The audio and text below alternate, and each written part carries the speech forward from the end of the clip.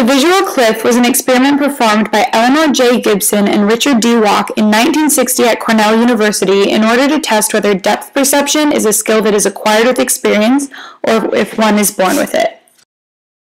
Eleanor Gibson was born on December 7, 1910 in Peoria, Illinois. She was married to one of her psychology professors at Smith College, Jack J. Gibson, in 1932 and later became his teaching assistant. Along with being her husband, Jack J. Gibson served as a good stepping stone to get Eleanor out in the world of psychology.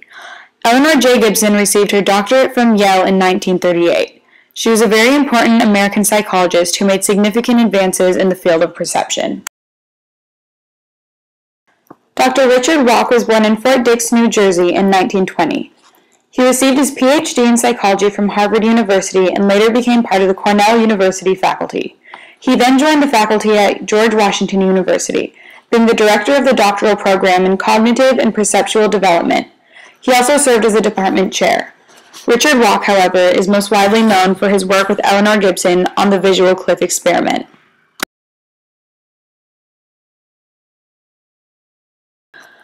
The purpose of the visual cliff experiment was to measure whether depth perception is innate or acquired with experience.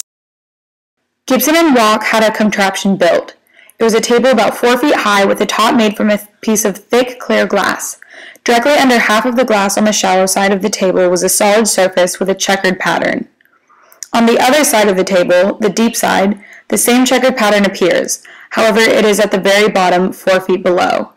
This makes for an appearance of a sudden drop-off, although there is actually glass there to protect any children who choose to step over to the deep end. Gibson and Walk performed this experiment on 36 infants between the ages of 6 and 14 months old, and young animals such as kittens, day-old goats, newly hatched chicks, and rats. The test subjects were set in the middle of the shallow end. The animals were merely observed to see if they would cross to the deep end, and as for the children, their mothers stood on the opposite side beckoning them, encouraging them to cross over to the deep end. Gibson and Walk found that most of the human infants did not cross over to the deep end, despite their mother's efforts to coax them over. To Gibson and Walk, there was no question that these infants perceived depth. Often they would peer down through the glass of the deep side, then back away, or pat the glass with their hands, and yet still refuse to cross despite the seeming solidity.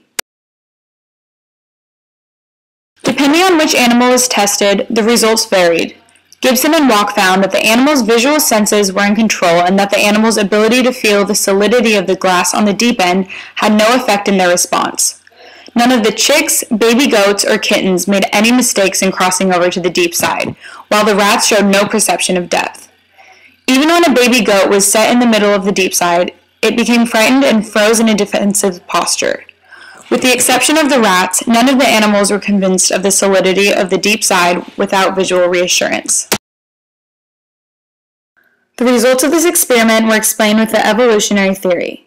Because rats are nocturnal and rely on their whiskers and sense of smell rather than on their vision, there are no hesitations in crossing over to the deep side.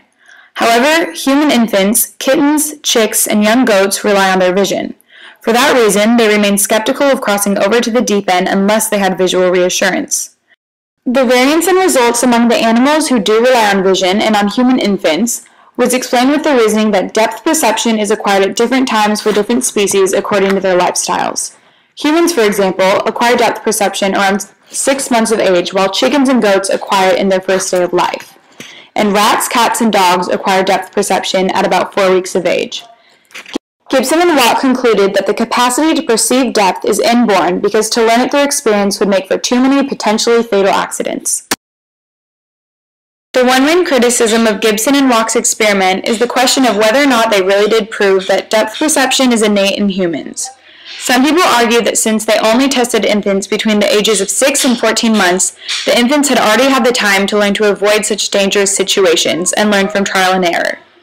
Gibson and Walk were not able to test infants less than 6 months of age, however, because at that time, most infants' locomotor abilities are not up to par. Although the outcome of the visual cliff experiment is questionable, Gibson and Walk's contraption has been significant in the research of perception. The contraption is still used today for research, And Gibson and Walk's experiment has also been cited in recent research studies, such as a study by Berger and Adolf in 2003 on toddlers' perception of height. However, overall, Gibson and Walk's research has developed a clear and systematic way for people to study depth perception.